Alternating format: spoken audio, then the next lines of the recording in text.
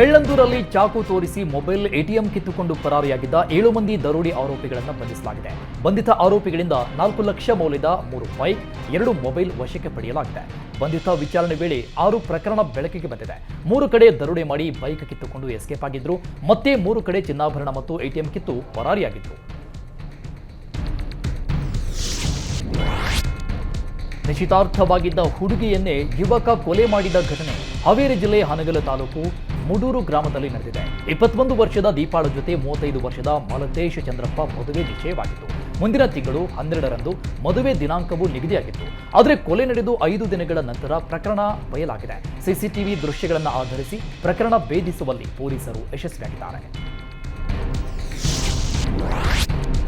ಬೆಂಗಳೂರಿನ ಆರ್ತಿ ನಗರ ಸುಲ್ತಾನಪಾಳ್ಯದ ಏರಿಯಾದಲ್ಲಿ ಲಾಂಗ್ ಹಿಡಿದು ಯುವಕರು ಪುಂಡಾಟ ಮೆರೆದಿದ್ದ 4ರನ್ನ ಪೊಲೀಸರು ಬಂಧಿಸಿದ್ದಾರೆ. ಪ್ರಾರ್ಥನೆ ಮುಗಿಸಿ ಬಂದ 10ಕ್ಕೂ ಅಧಿಕ ಯುವಕರು 7-8 ಬೈಕ್ನಲ್ಲಿ ಲಾಂಗ್ ಹಿಡಿದು ಏರಿಯಾದಲ್ಲಿ ರೌಂಡ್ಸ್ ಹಾಕಿ ಸಾರ್ವಜನಿಕರಲ್ಲಿ ಭಯ ಹುಟ್ಟಿಸುವಂತೆ ಮಾಡಿದರು. ರಸ್ತೆಯಲ್ಲಿ ಲಾಂಗ್ ಶೋ ಮಾಡ್ತಾ ವೀಲಿಂಗ್ ಮಾಡಿದ್ದಕ್ಕೆ ಆರ್ತಿ ನಗರ ಪೊಲೀಸರು ಸುಮೋಟೋ ಪ್ರಕರಣ ದಾಖಲಿಸಿಕೊಂಡು 4ರನ್ನ ಬಂಧಿಸಿದ್ದಾರೆ. ಮೊಹಮ್ಮದ್ ಫರಾನ್, ಅಬ್ದುಲ್ಲಾ ರಿಯಾನ್ ಸೇರಿ 4ರನ್ನ ಬಂಧಿಸಲಾಗಿದೆ. ವಿಜಯಪುರ ಜಿಲ್ಲೆಯ ಇಂಡಿ ಪಟ್ಟಣದಲ್ಲಿ ಟವರ್ ಏರಿದ ಯುವಕ ಹುಚ್ಚಾಟ ಮೆರೆದಿದ್ದಾನೆ. ಅರೆಬೆತ್ತಲಾಗಿ ಟವರ್ ಹತ್ತಿದ ಯುವಕನನ್ನ ಕಂಡ ಸ್ಥಳೀಯರು ಶಾಕ್ ಆಗಿದ್ದಾರೆ. ಕಳೆದ 6 ತಿಂಗಳ ಹಿಂದೆ ಸಿಂದಗಿ ತಾಲೂಕಲ್ಲಿ 2 ಬಾರಿ ಟವರ್ ಹತ್ತಿ ಹುಚ್ಚಾಟ ಮಾಡಿದ್ದ ಯುವಕನಿರಬೇಕು ಅಂತ ಶಂಕೆ ವ್ಯಕ್ತವಾಗಿದೆ.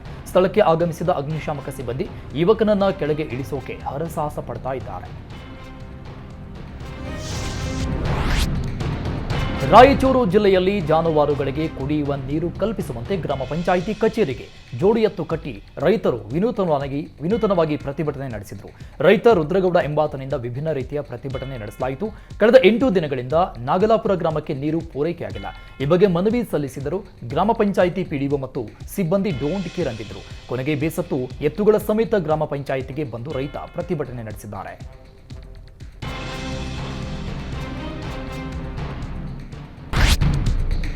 ಬೆಂಗಳೂರಿನ ಕೊಡಿಗೆಹಳ್ಳಿ ಜ್ಯುವೆಲರಿ ಶಾಪ್ ದರೋಡೆಗೆ ಬಂದಿದ್ದ ಆರೋಪಿ ಸೂರಜ್ ಆಸ್ಪತ್ರೆಯಲ್ಲಿ ಮೃತಪಟ್ಟಿದ್ದಾನೆ. ಜ್ಯುವೆಲರಿ ಶಾಪ್ನಲ್ಲಿ ದರೋಡೆ ವೇಳೆ ಆರೋಪಿ ಸೂರಜ್ ಗಂಟಲಿಗೆ ಗುಂಡೇಟು ಬಿದ್ದಿತ್ತು. ಕುತ್ತಿಗೆಯಲ್ಲಿ ಗುಂಡು ತೆಗೆಯದೆ ರೈಲಿನಲ್ಲೇ ಎಸ್ಕೇಪ್ ಆಗಿದ್ರು. ಬಳಿಕ ಮಧ್ಯಪ್ರದೇಶದ ಗ್ವಾಲಿಯರ್ ಆಸ್ಪತ್ರೆಗೆ ದಾಖಲಾಗಿದ್ರು. ಚಿಕಿತ್ಸೆ ಫಲಿಸದೆ ಸೂರಜ್ ಮೃತಪಟ್ಟಿದ್ದಾನೆ. ಮಾರ್ಚ್ 14ರಂದು ನಡೆದ ಜ್ಯುವೆಲರಿ ಶಾಪ್ ದರೋಡೆ ಯತ್ನ ಸಂಬಂಧ 3ರನ್ನ ಪೊಲೀಸರು ಬಂಧಿಸಿದ್ದಾರೆ. ಸಾಲಬಾಧೆಯಿಂದ ವಿಷ ಸೇವಿಸಿ ರೈತ ಆತ್ಮಹತ್ಯೆಗೆ ಶರಣಾದ ಘಟನೆ ಮೈಸೂರಿನ ಹುಣಸೂರು ತಾಲೂಕಿನ ತಿಪ್ಪಲಾಪುರ ಗ್ರಾಮದಲ್ಲಿ ನಡೆದಿದೆ. 53 ವರ್ಷದ ಕರಿಗೌಡ ಕೀಟನಾಶಕ ವಿಷ ಸೇವಿಸಿ ಆತ್ಮಹತ್ಯೆಗೆ ಶರಣಾಗಿದ್ದಾರೆ. 2.5 ಎಕರೆ ಜಮೀನು ಹೊಂದಿದ್ದ ರೈತ ಕರಿಗೌಡ ತಂಬಾಕು ಮತ್ತಿತರ ಬೆಳೆ ಬೆಳೆಯಲು ಕೊತ್ತೇಗಾಲ ಕರ್ನಾಟಕ ಬ್ಯಾಂಕ್ನಲ್ಲಿ 2 ಲಕ್ಷ ಹಾಗೂ ಗ್ರಾಮದಲ್ಲಿ 2 ಲಕ್ಷದಷ್ಟು ಕೈ ಸಾಲ ಮಾಡಿಕೊಂಡಿದ್ರು. ಬೆಳೆ ಕೈಕೊಟ್ಟಿದ್ದರಿಂದ ಸಾಲ ತೀರಿಸಲಾಗದೆ ವಿಷ ಸೇವಿಸಿದ್ರು. ತಕ್ಷಣ ಮೈಸೂರಿನ ಖಾಸಗಿ ಆಸ್ಪತ್ರೆಗೆ ದಾಖಲಿಸಿ ಚಿಕಿತ್ಸೆ ಕೊಡಿಸಲಾಯಿತು. ಆದರೆ ಚಿಕಿತ್ಸೆ ಫಲಕಾರಿಯಾಗದೆ ರೈತ ಮೃತಪಟ್ಟಿದ್ದಾರೆ. ಬೆಂಗಳೂರಲ್ಲಿ ನೀರಿಗಾಗಿ ಪರದಾಟ ಶುರುವಾಗಿದ್ರೆ ಹೋಳಿ ಹಬ್ಬಕ್ಕೆ ರೆಸಾರ್ಟ್ಗಳಲ್ಲಿ ಭರ್ಜರಿ ಸಿದ್ಧತೆ ಆರಂಭ ಆಗಿದೆ. ರಾಜಧಾನಿಯಲ್ಲಿ ಜಲಸಂಕಷ್ಟದ ನಡುವೆ ನೀರು ವ್ಯರ್ಥ ಮಾಡದಂತೆ ತಡೆಯಬೇಕೆಂದು ಸರ್ಕಾರಕ್ಕೆ ಸಾರ್ವಜನಿಕರು ಆಗ್ರಹಿಸಿದ್ದಾರೆ. ಮಾರ್ಚ್ 25ರಂದು ನಡೆಯುವ ಹೋಳಿ ಹಬ್ಬಕ್ಕಾಗಿ ಪೂಲ್ ಪಾರ್ಟಿ, ರೈನ್ ಗೇಮ್ ಮತ್ತು ಬಣ್ಣದ ಆಟಕ್ಕೆ ತಯಾರಿ ನಡೆಸಿದ್ದಕ್ಕೆ ಆಕ್ಷೇಪ ವ್ಯಕ್ತವಾಗಿದೆ.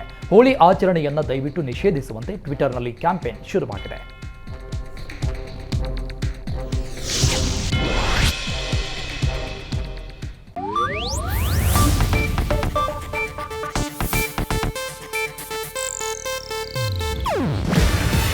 ಇದು ಏಷ್ಯಾನೆಟ್ ನ್ಯೂಸ್ ನೆಟ್ವರ್ಕ್ ಪ್ರಸ್ತುತಿ.